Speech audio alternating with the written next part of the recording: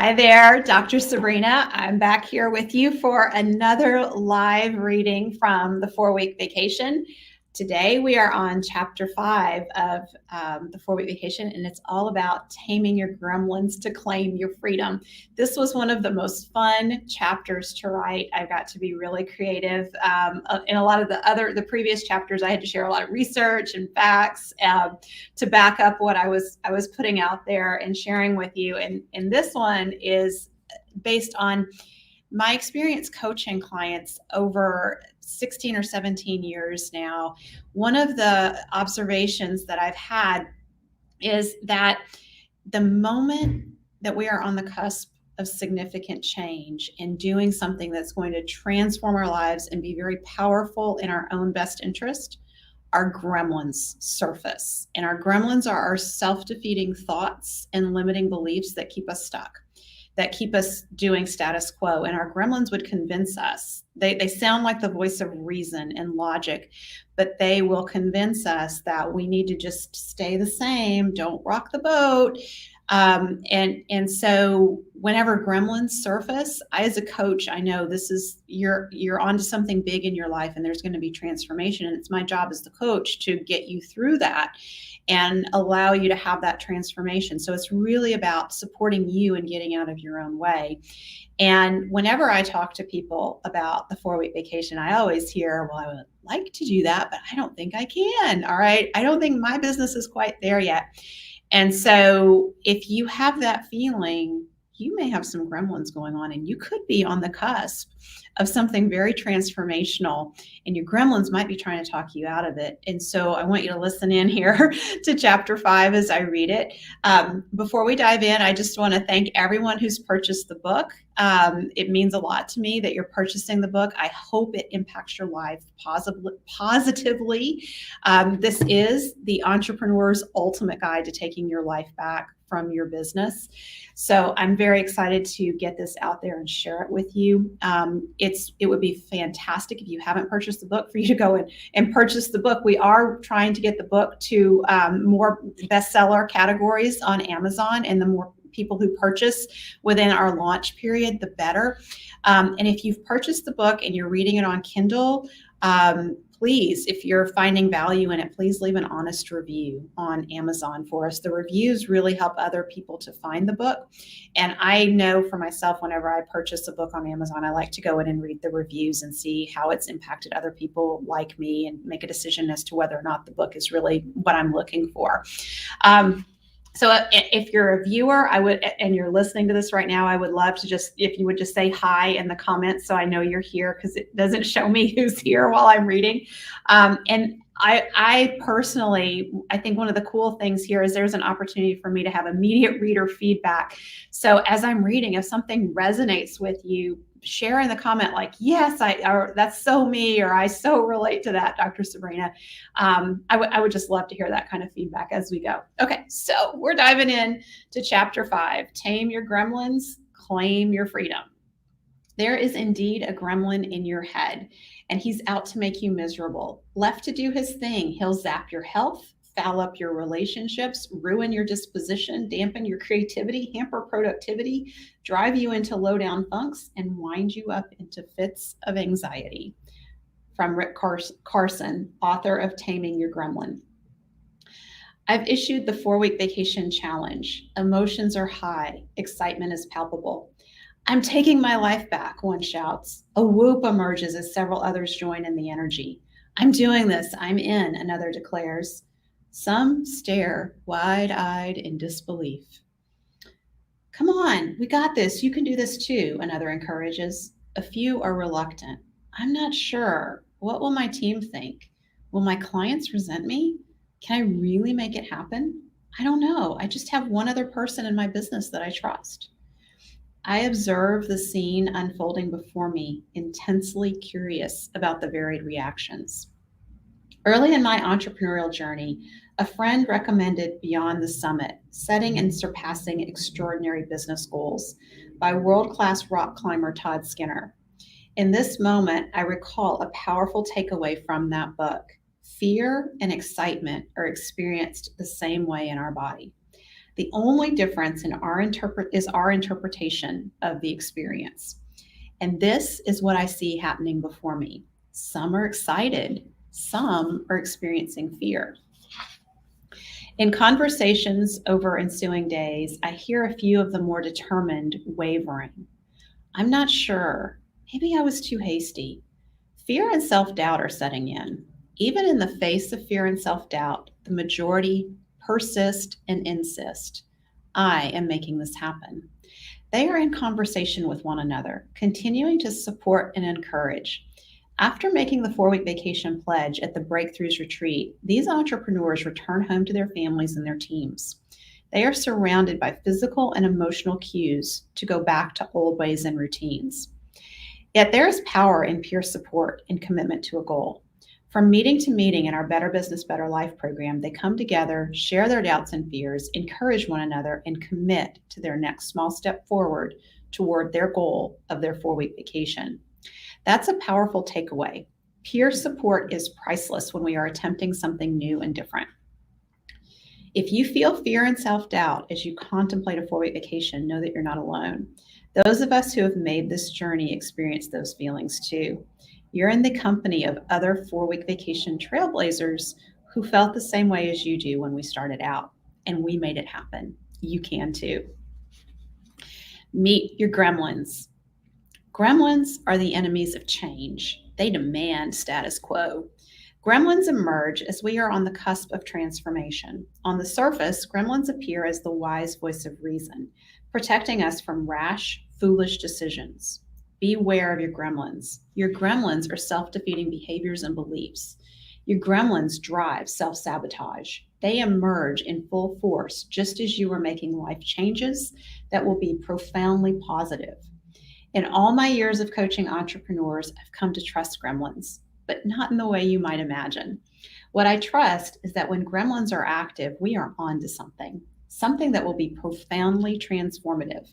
When your gremlins surface, trust the process. You are on the cusp of a breakthrough. Let's meet your gremlins. Codependent Cole. I'm the only one who can do this. The buck stops with me. All major decisions must flow through me before being implemented. Have you unintentionally built a codependent team? Most likely you have. If so, rest assured, you're like most entrepreneurs. It's time to change that. Tips for breaking codependency. Ask yourself this powerful question. Who else could do this? Remind yourself of the value of your time when you're applying your focus in working on the business from your strengths, rather than trying to juggle all the mundane tasks. Involve at least one other team member in discussions about challenging issues. This invites collaborative decision-making and creates opportunities to discuss parameters for making decisions with your team. Try to train more than one person whenever any training is delivered in the organization. Build mentoring into your culture. Convey your belief in your team members' ability, as Chip Heath and Dan Heath suggest in The Power of Moments. Say something along the lines of, I have high expectations for you, and I know you can meet them. So try this new challenge, and if you fail, I'll help you recover. Excusey Susie. I can't because my husband only gets 2 weeks of vacation per year. It's COVID. Where would I go? I don't have the money to sit on the beach for 4 weeks. I'll get bored. I won't know what to do with myself. It's easy to get hung up on logistics and turn those into excuses for not taking your life back from your business. Ultimately, the 4-week vacation is not about a 4-week vacation. It's not about sitting on a beach sipping margaritas for 4 weeks. But if that's your dream, then go for it. The 4-week vacation is about designing a sustainably profitable business that can weather crises, including you, the owner, being away from the business for an extended period of time. It is about having a business that supports your life, not the other way around. I hear you that your spouse doesn't get 4 weeks of vacation. What might you do to enjoy your time off? I hear you that you've been working around the clock for years on end and have lost touch with what you might enjoy outside of work. What might you discover about yourself when you're not working? Excuses build monuments of nothing. Anthony Aguirre. The 4-week vacation. It's not a matter of if, it's a matter of when. This year, I realized that being able to take 4 weeks off from your business isn't a luxury, it's a necessity, says Donna Lyons, who had spent the past several years steadily working toward the goal of getting her business to run without her. She wasn't quite there yet, but she was pretty close. When a member of her immediate family became very ill, Donna became the primary caretaker. For 2 months, she was almost completely unable to work. Even when I thought I had a few minutes to focus on something, I would get interrupted or pulled away, she says. I became sure that at some point my business would break and fall apart, but it didn't. Quite the contrary. Hey, Donna, yes, I'm talking about you. I'm glad you're here. When Donna shared her crisis with her small but mighty team, they took over her functions, doing everything except the CEO work she'd been doing to bring the business to the next level. When she returned, she was able to see and learn where she still needed to develop better processes to eventually hand over those functions permanently. One of the more amazing things happened when the date for a virtual retreat Donna had organized approached. Normally, this is the type of event where I would be totally involved in every aspect, says Donna, who realized she'd have to miss some, if not all, of the retreat because of her family crisis. A week before the event, I had a call with my partner where I was literally holding back the tears as I told him that I was worried that I couldn't predict what emergencies might happen during the event, she recalls. What if I couldn't be there? He told me that we would just plan on me not being there, and if I was able to be there, that was gravy. My assignment was to complete the step-by-step agenda, and he would run the entire first day, and my team members would run the second day. I did end up having to leave the event several times, and it ran perfectly well without me. The big aha was that I am replaceable, and that is really good news. So, Donna, I really appreciate you letting us share this story in the 4 week vacation because I think so many people can relate to this. And I feel like it was something that you learned and you wouldn't have learned it without the crisis happening, or you wouldn't have learned it as deeply as you have. And so I just appreciate you letting us share this. So on to more gremlins. Lost Lou. I am not my business. When I took my 4 week vacation, I left Dr. Sabrina behind. As CEO of Tap the Potential, I created this company. My personality is all over it. For many years, I was the company. When I took my first 4 week vacation, unease settled in and questions bubbled just beneath the surface. What do I do with myself? What if they don't need me? Who am I when my team does not rely on me for solving problems? Who am I when coaching calls are happening with our clients and I'm not coaching? I came back from my vacation and took over again. This is a statement I've heard from multiple entrepreneurs as they describe coming back from vacation and falling back into old roles, patterns, and behaviors. Stepping back into the business can feel like a welcome relief. There are environmental cues all around us that help us know what to do, how to act, and how to behave. Change is hard, and it's easiest to do change is hard and it's easiest to do what is familiar.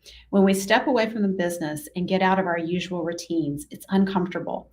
There are very few environmental cues that tell us what to do. We feel lost and disoriented. It is uncomfortable, even as we relish the idea that we can do whatever we want. We are footloose and fancy free, and that feels good. Or does it? Vegging out to watch a series on Netflix or scrolling social media for hours on end are easy ways to escape these feelings of discomfort. Then guilt sets in. I should be doing something. I don't know what to do with myself. If we are patient and accepting of these feelings, they will eventually pass, not in a day or a week or even necessarily in 4 weeks. We can decide these feelings indicate something is wrong, or we can choose to perceive these feelings as cues we have more to learn and discover about ourselves and our life's purpose. When our identity is tied to the success and failure in business, we cannot see what we are exchanging to keep it all going, says Tap the Potential lead strategist Stacy Seguin. Everything that takes away from the work that needs to be done becomes a threat rather than an opportunity, and family gets sacrificed after self. Who are you without your business? I'm guessing this question makes you uncomfortable. Just acknowledge the discomfort and let it exist. Your only chance of answering this question is to step into it, to live in the inquiry. I'm there. Others are here too. It's okay to still be answering, or it's okay to still be discovering your answer to this question. Existential crises are common among entrepreneurs who face uncertainty from the very moment we start up our companies.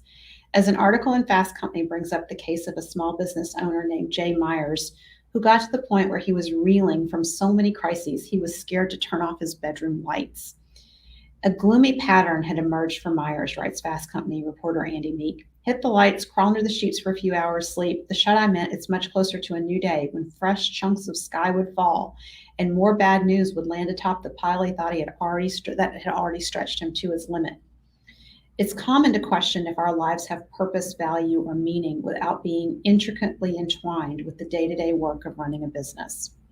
When Shelley Paxton embarked on her soul-batical, she was simply afraid to be. I was so scared to just be alone with my thoughts and to really listen, she told me in an interview. When I started slowing down, I realized how deeply my identity was tethered to my work. Whenever I'm about to take a 4-week vacation, I get a serious case of fluttering heart and goosebumps on my arms, which is not only okay, but also an indicator I'm doing the right thing. Feeling energized and terrified is always a sign that you're pushing your edges and growing in exactly where you want to be, writes Paxton in Soulbatical. Lean into whatever it is that makes you feel that way. You'll be astounded by the opportunities it creates. Guilty Gus. By the way, I know we have several people watching right now. I'd love to hear from you if anything is resonating. Donna, I know I see what you wrote about it. You have tears in your eyes remembering the story. I know it's very fresh. It happened very recently. So again, thank you. For those of you listening, we're going through the gremlins that get in our way of taking a 4-week vacation or doing anything that's transformational for us. So our next gremlin who's up is Guilty Gus. And I wonder if anybody can relate to Guilty Gus. I should be working if I am getting paid. What will my team think of me taking 4 weeks off while they work? Will my clients be upset if I take this time off? Guilty Gus is a powerful gremlin. He would like to convince you that the only way to make a meaningful contribution worthy of your paycheck is through hard work. Never mind if you're doing $10 an hour tasks for that paycheck. Gus would tell you to work harder. Gus has an overdeveloped work ethic and is the epitome of our society's overemphasis on hard work as a sign of success and worthiness. It's easy to confuse being busy with making a meaningful contribution. Paradoxically, it's when we are not busy that we may be making the biggest contributions to our business through the value we create. Ask yourself, how much is your life worth? Stephen Arstall, The 5-Hour Workday. Case study, Cindy and Dave Thomason. Cindy Thomason was looking out her office window on a Sunday morning in March. It was beautiful outside, but all she saw was her garden full of weeds. Containers were bare and bags of mulch were stacked up. I really hated seeing all the ugly when I looked out my window, she recalls. I was asking myself, how did I get in this mess? How did my garden get like this? And why am I stuck in this prison I created for myself? Cindy and her husband, Dave, own a business called Bookskeep together, and in 2017, they were overwhelmed. She'd made a pledge to take a 4-week vacation 18 months ago, and now it was 6 weeks away. But the gremlins had gotten to Dave, who was starting to doubt the plan. He felt it wasn't fair for them to go away. One of their employees insisted to Cindy that the vacation would be the best possible way for the business to get back on track. When Dave continued to resist, the team got together and presented Dave, the only male employee, with the Male Employee of the Month award. They said, "This is non-transferable, and you cannot come back until you've been gone for a week," recalls Cindy. Dave did indeed take time off to go motorcycling with their daughter while Cindy was able to work in the garden. But the best thing that grew out of the vacation was the morale of the team, including Dave's. It's a 3-dimensional picture now, says Cindy, whose clients expressed gratitude for working with her rejuvenated husband. I started this business with the mission to have it serve the employees, and it makes me feel great that they value it so much and see the flexibility that's possible. That's the power of the 4-week vacation mindset. Gremlins be gone. For an entrepreneur, the business is an asset. The less the entrepreneur works in the business and the more the business functions without the entrepreneur's direct involvement, the greater the value of the asset. The more systems that are in place in the business, the greater the quality of life for the entrepreneur and the team members. Systems allow day-to-day tasks to happen with ease and predictability. Systems create a stable structure. When we operate in environments that are stable and predictable, we experience a sense of safety and security. Psychologist Abraham Maslow identified a hierarchy of needs. At the base of the pyramid are our basic needs for food, water, and shelter. Once our basic needs are met, we are able to advance up the hierarchy to focus on meeting higher level needs, such as safety. Beyond safety, we become concerned with belongingness and then esteem. And here's, I don't know if you can see this real well. Here's the, let's see, get it on the camera. That's the hierarchy of needs. And at the bottom, safety, security, and then we move up and focus on these higher level needs. When our needs are not met at lower levels of the hierarchy, our focus is pulled there. Late night worries about cash flow, meeting payroll, and struggles with subs and vendors keeps you operating at the bottom levels of the hierarchy. Installing the profit first system in your business eliminates this and allows you, as well as your team, to function at higher levels. Your team needs you to be focusing further up the hierarchy on creating feelings of safety, both physical and emotional safety and belonging. We have found that when there is a system in place to assure good cash flow and profitability, you feel safe, secure, and supported. When you feel safe, secure, and supported, you tap into your own vulnerability to lead with love, courage, and authenticity. Creating systems and structure assures smooth operations. This also gives you the freedom to put your attention on leadership and team development. Leadership and team development are not about doing. Paradoxically, the more you do as a leader, the less effective you likely are in developing your team. Leadership and team development are about getting out of the way. Learning how to mentor, ask powerful questions, and listen will equip you with key leadership skills. These skills allow your team members to listen to themselves think aloud. These skills create the space for your team members to have their own ideas, try them out, and turn to you for further opportunities to think through solutions when things don't go as planned. None of this involves doing. The 4-week vacation creates a lot of space for your team members to think and discuss challenges among themselves in your absence. Meanwhile, your 4 weeks off creates space for you to think and reflect. Unexpected bolt from the blue ideas may hit you during the most surprising times.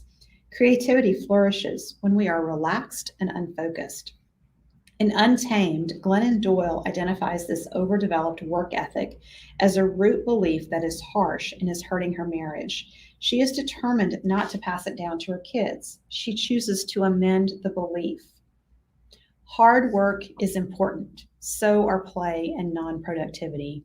My worth is tied not to my productivity, but to my existence. I am worthy of rest. The next time Guilty Gus shows up in your thinking, remind him that being busy does not define your worthiness, nor does it mean you are being effective. In fact, sometimes the most effective action is the lack of action from you. My team was resourceful. It was helpful that I wasn't there, says Dr. Nancy Tremblay. So, Steve, it's good to see you here. Much of what I included about Guilty Gus and the feelings of safety and security and the importance and being vulnerable, I've learned from you. So I just want to acknowledge you for that as I read this. And I'm really glad that you showed up to hear this part of the book. Skeptical Skip. Trust. I have never trusted other people with my money. It took 4 years for me to agree to a joint account with my spouse, and he is one of the most trustworthy people I know. How do I trust another person in the business with my money? My former bookkeeper wrote checks to herself. I will never trust another person to handle the money. Can I really trust my team in my absence? True. Putting one person in charge of all the bookkeeping creates an opportunity for that person to commit fraud. To protect against that, split responsibilities so that one person cannot make alterations without another noticing. For example, make different team members responsible for these functions. Writing checks, team member A. Signing checks, team member B. Receiving and depositing funds, team member A. Keeping record, team member B. Purchasing functions, team member A. Payable functions, team member B. In addition, keep your accounting up to date. Even your balance sheet guards against fraud. Regularly review financial transactions and educate team members about the purpose of checks and balances in the business. We get what we inspect. If team members know others are paying attention to financial transactions in the business, it is much less tempting to engage in theft or deceptive behavior. An overall culture of accountability and transparency supports that effort as well. When it comes to trusting your team, you must create the opportunity for your team members to demonstrate their trustworthiness to you. Trust is the foundation of a healthy culture. When you hire A players, you will find it easier and easier to trust your team when you are away. Building up to the 4-week vacation through vacation tests allows this to happen naturally over time. Reporting key results in a weekly leadership team meeting supports a culture of accountability and transparency. Let team members hold one another accountable rather than you being the sole accountability creator for the business. It's easy for a team member to make excuses for a lack of performance from week to week in a one-to-one meeting, but it's much more uncomfortable for that individual to do that in a team setting each week. Are your gremlins emerging as you contemplate the 4-week vacation? If so, you can choose excitement or fear. You get to choose. What label will you give this experience? When you notice your gremlins getting the best of you, zapping your courage to embark on creating a business that runs without you, use powerful questions to reframe your thinking. For example, turn "I can't trust anyone" into the powerful question of, what systems might I put in place to create accountability for my team in my absence? Or, how do I hire better team members whom I can trust? Assuming you have all the courage you need, what action could you take that would have the greatest impact on your life? Remember the mantra of the 4-week vacation. It's not a matter of if your business will ever need to run without you. It's a matter of when. What happens if you choose not to set your business up to grow profitably without you? And I want to pause here and I want to acknowledge this particular section of chapter 5 was inspired by Stacy Seguin when she did the advanced read of the 4-week vacation. She said to me that I didn't lay out, I don't remember her exact words, but the impression I got is I had not been clear enough about the consequences if we fail to set our businesses up to run without us. So I came in and I added this section. So Stacy, thank you for that advanced reader feedback. So what happens if you choose not to set your business up to grow profitably without you? As I've written this book, I've had many conversations with entrepreneurs who have assured me their business is just fine the way it is. Although a 4-week vacation is an intriguing concept, it's not for them. Conversely, I've also heard from widowed spouses whose spouses died while working in the business. They missed out on retirement, trips together, and all the time they planned to spend someday with their grown children and grandchildren. Someday never came. Then there's Jim, and this is not his real name, who confided in me that he says he never wants to retire, yet if he knew how to make his business attractive to a buyer, he'd be out of there in a heartbeat.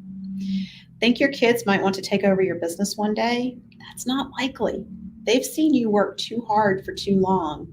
Why would they want to inherit a low-paying job to take over their life? The majority of businesses in the United States are family businesses. Yet, as one entrepreneur shared with me, we risk losing an entire generation of entrepreneurs if we don't get this right.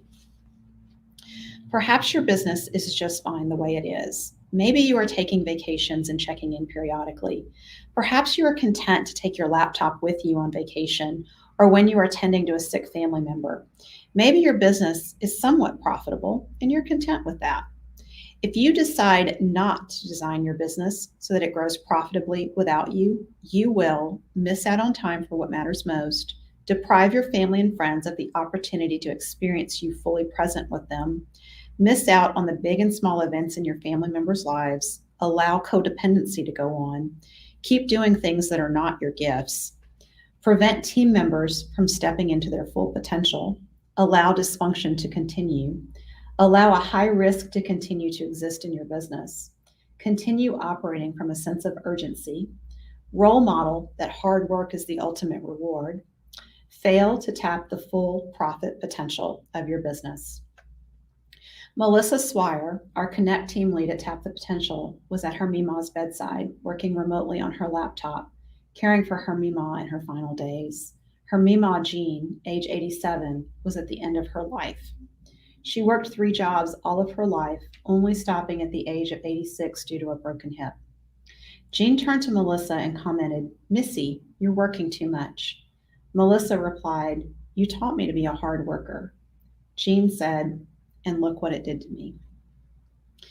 I need to acknowledge Melissa because she shared this with me as the 4-week vacation was in its final round of edits. And when she shared it with our entire leadership team, and we all were deeply moved by it and affected. And I asked her if we could share that story.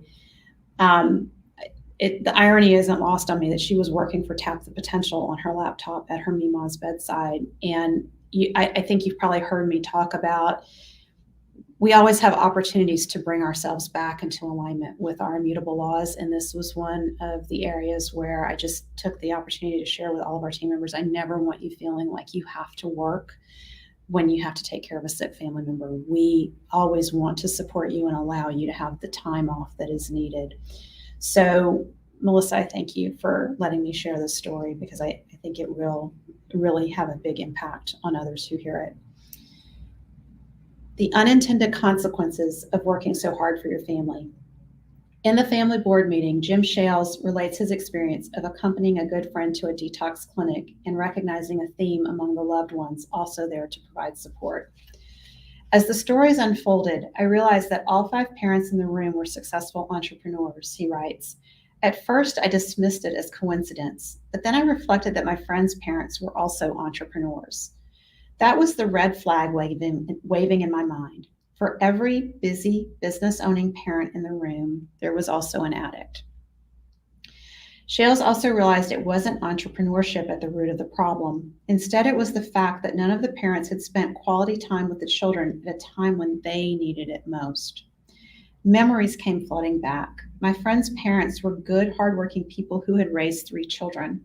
Yet the older kids hadn't faced the same challenges. Only my friend, the youngest of the 3. Why? Unfortunately, their business was struggling at the time when my friend needed them the most. As they put in extra hours at the office to save their business, my friend was the only sibling left without the one thing that makes the difference in every child's life: quality time.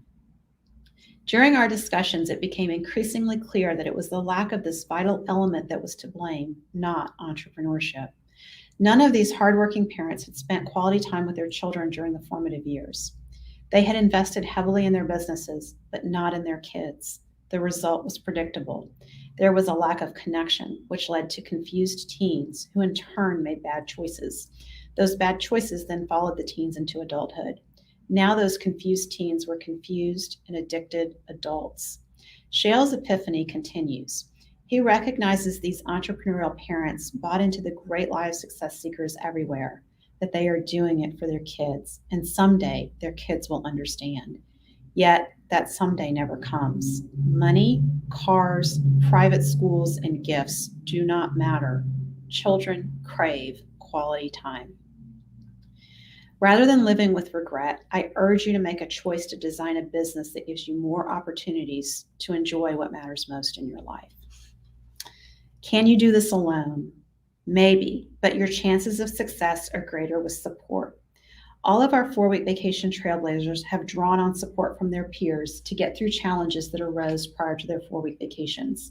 Gremlins can be loud in our heads. It's too easy to give up and let them take over. If you are 100% committed to making this happen, surround yourself with peer support and accountability. We need others to help us finish the race. Derek Redmond is a retired British runner who was favored to win a medal at the Barcelona 1992 Olympic Games. But as author Lewis Howes replays on a popular YouTube video, fate stepped in. He's running faster and faster, building momentum, building confidence, building belief in himself that he's capable of achieving his childhood dream. He's out leading the pack, and all of a sudden, after about 150 meters, he hears a loud pop sound. And this sound is the sound of his hamstring popping off his leg. And instantly he hits the track right on the ground, and you start to see tears coming from his face. He can't just get up and sprint, but he has this deep, dark desire inside of him, at least to get up and try to finish. He starts hobbling one step at a time, hobbling, just trying to finish and complete what he started with his dream he had. And then a little bit farther, as he keeps going, you see a man sprinting down from the stadium, the Olympic arena. No one's allowed to come down on the track, and someone gets through security, pushes through the audience, and comes to the rescue of this runner. This runner's father sprinted down and carried him, put his arm around his son, and they continued hobbling together and walking together, and he encouraged him to finish the race. And as they continued down the last 50 meters, they walked through the finish line together, arm in arm, and complete what they started. No matter what happens along our journey, no matter if we get injured, no matter if we have a setback, it's always important to remember that failure is just a bend in the road. It's not the end of the road. No matter where you are in your life, just notice, are you bending or do you think it's an end for yourself? And usually it's just a bend, and all you need to do is take the next step and keep moving forward. Rodrigo's story. Rodrigo Ladaga, CEO of Helpy Coaching and author of Dear Entrepreneur, shared with us something that happened to him at the beginning of his 4-week vacation.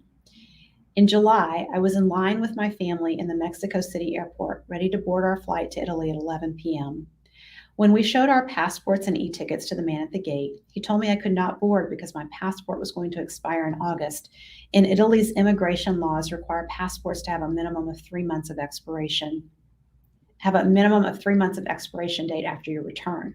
My jaw dropped. Are you kidding me? How was I supposed to know that? I had to tell my wife and kids to take the plane without me and that I'd try to get a new passport and as quickly as possible to catch up with them. My kids started to cry at the gate. When I began researching my options at a nearby hotel, I learned it could take weeks or even months to get a new passport. That night, I could barely sleep.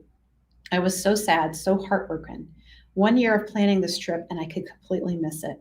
But after meeting with friends, spending hours at the Mexico City government offices, asking many times for help, and spending many more hours on the phone with officials in the airline, I was able to fly out and join my family in Italy just a few days later.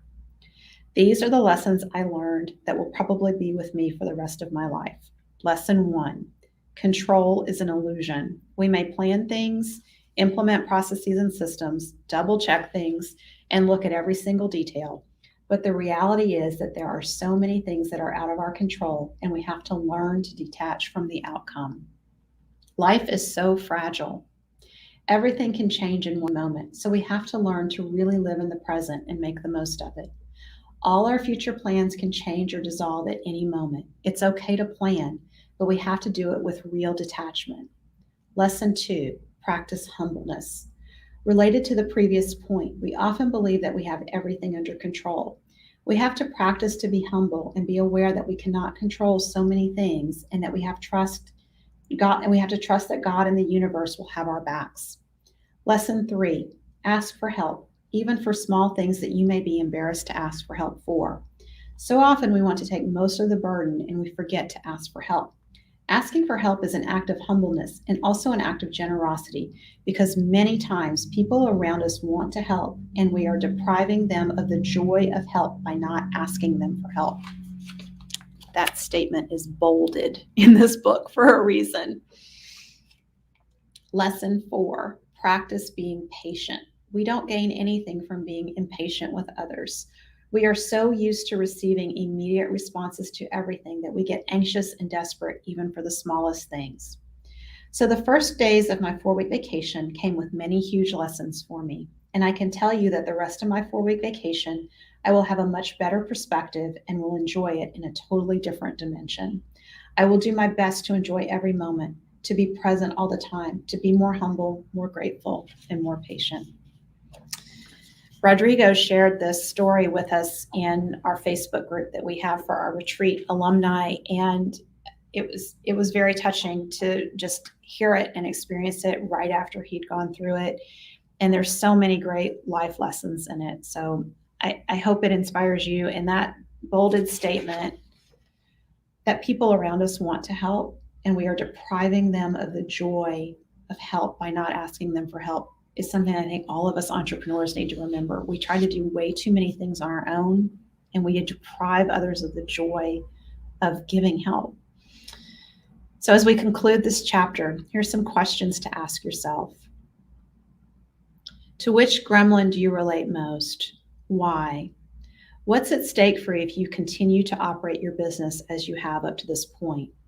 What's at stake for those who matter most to you? Assuming you have all the courage you need, what action could you take that would have the greatest impact on your life? Take a step forward. Share with someone who's been impacted by how you've run your business to this point, what you are becoming aware of, and what you want to do differently going forward. I know that takes some courage to do that. It also is something that will give you a great sense of relief and peace that as you make these decisions to take your life back from your business, that you're doing the right thing, not only for yourself, but for those who matter most to you. So I hope that chapter 5 has inspired you. Donna, Steve, I'm so glad you both showed up here live. It's just awesome that you were here when I was actually reading things that you had inspired or stories that you had actually shared and given me permission to put in the book. Troy, good to see you here as well. I will be back here reading live same time tomorrow. We will do chapter 6. Take Your Life Back. It's a great chapter. If you haven't purchased your copy of the 4-week vacation yet, go to 4weekvacation.com. Purchase your copy. Kindle versions are currently 99 cents. I don't know how much longer that's going to last. So it's a great time to get a copy of the book. Paperback copies are also available. When you purchase your book, let us know. Follow the steps at 4weekvacation.com to let us know so that you get access to our bonuses. One of the bonuses is an invitation to my live training that I will be doing in a couple of weeks, our Better Business, Better Life Jumpstart based on the 4-week vacation. So when you purchase the book, you're going to get invited to that training as well as an exclusive VIP event live with me, where I walk you through tapping your profit potential in your business. So to get those invitations, all you have to do is purchase a copy of either the Kindle version or the paperback version and let us know at 4weekvacation.com. Also, I want to let you know that Donna did something really cool. She purchased 25 copies of the Kindle version, and she's gifting those to people. And you can do that too on Kindle. And when you purchase 25 copies of the book, you receive a scholarship into my How to Hire the Best course, which is valued at $2,500. So I would love for you to get this book into as many hands as possible. So if you purchase 25 Kindle copies and you share them with your friends, like it's $25. That's how cool is that? But my condition on that is that you have to share those copies with other people who need it. Don't just purchase 25 copies and keep them to yourself. Share them with others, and then let us know that you've made that purchase at 4weekvacation.com, and we will give you a scholarship into the How to Hire the Best course. It's valued at $2,500. We have a lot of you who have already been through the How to Hire the Best course, so you may not need the scholarship. We are allowing you to gift your scholarships. So one of our immutable laws at Tap the Potential is be a gift from your gifts.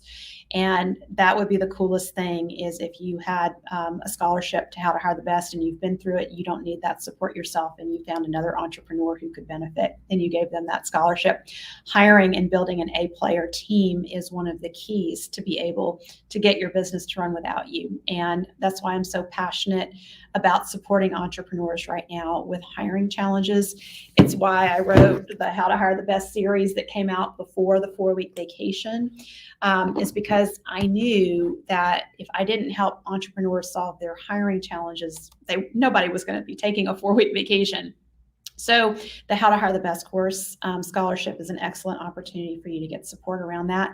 25 copies of the Kindle version or 25 paperbacks that you give out as Christmas gifts. And by the way, Christmas is coming up, and there are supply shortages. So if you would like to gift copies of the 4-week vacation to clients or colleagues at Christmas time, order your 25 copies now and don't be caught up in the supply chain shortages that are out there.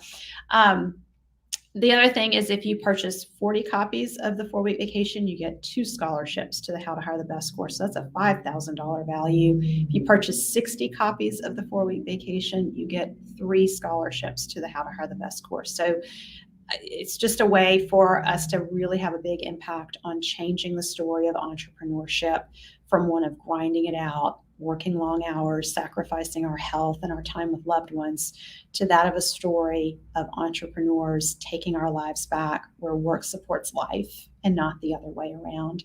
I appreciate you being here with me today. I love seeing your comments. Those of you who've been watching these lives later on in the day, near the end of the day, continue to keep commenting. It's really fun to see everyone here. And the more you comment, it lets me know what resonates with you. And I really love, like today, that we were able to have a little bit of back and forth discussion as I was reading. So I hope to be able to do that again with you tomorrow. And I'll see you back for chapter 6, Taking Your Life Back. Bye for now.